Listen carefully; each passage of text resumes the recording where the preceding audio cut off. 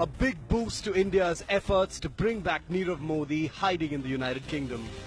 Investigation has nailed the fugitive diamond merchant's involvement in the 4 billion PNB fraud. Accessed exclusively by India Today, this 165-page dossier contains clinching evidence of how Nirav Modi laundered the proceeds from the PNB loans across continents.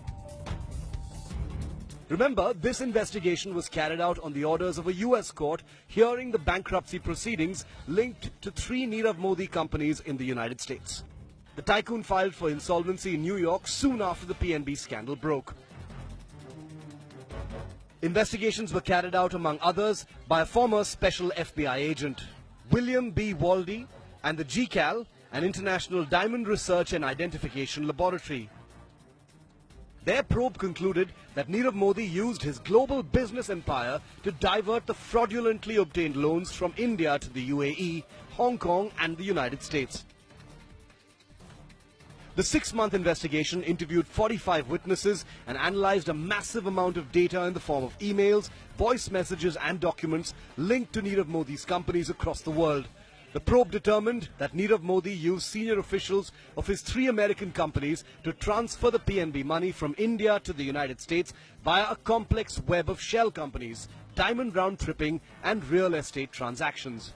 We now show you how the diamond baron executed the laundering as established by the United States probe.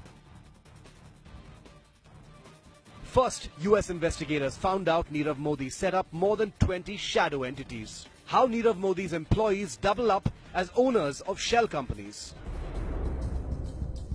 This chart illustrates how the absconding businessman's shadow entities in the UAE and Hong Kong were controlled by staff of his Firestar group.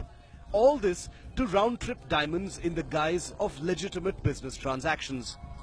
From accountants, sorters, data entry operators to administrative staff at Firestar, doubling up as owners of Nirav Modi shell companies. Physical inspections cracked open the shells. Take a look at what investigators discovered when they visited these companies in the UAE. A single desk space for Nirav Modi's Universal Fine Jewelry in a 2-floor building at the UAE. Its operations closed in May 2018. His Empire Gems also locked out.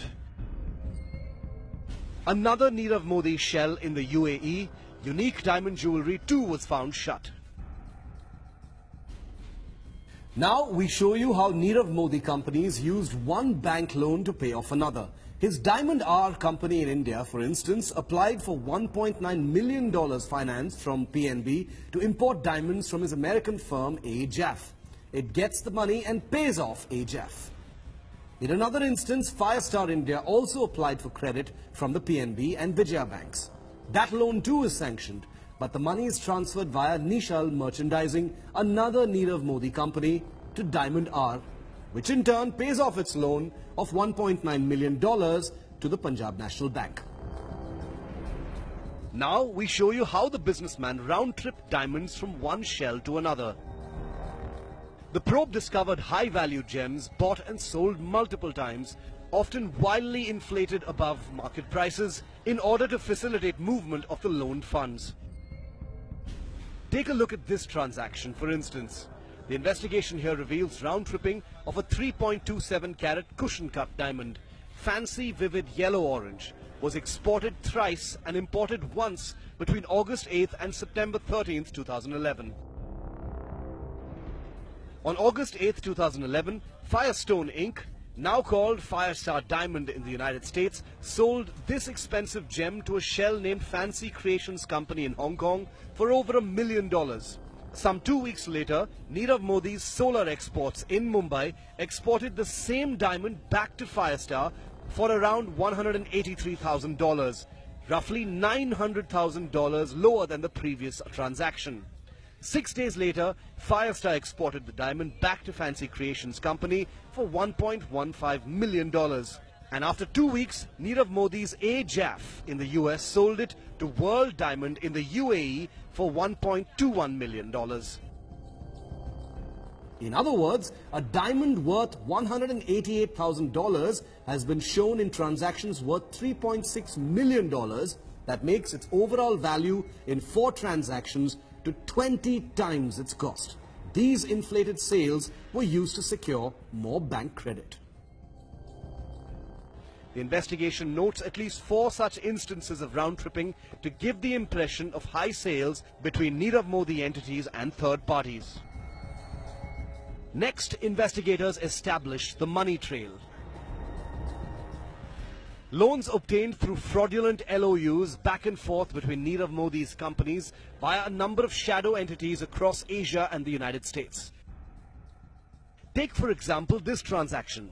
Funds as high as $1.84 million from an LOU deposited into Modi's Firestar Diamond Inc.'s account on March the 8th, 2011. The bank statement shows the money flows out the very next day to his other companies, including Shell's.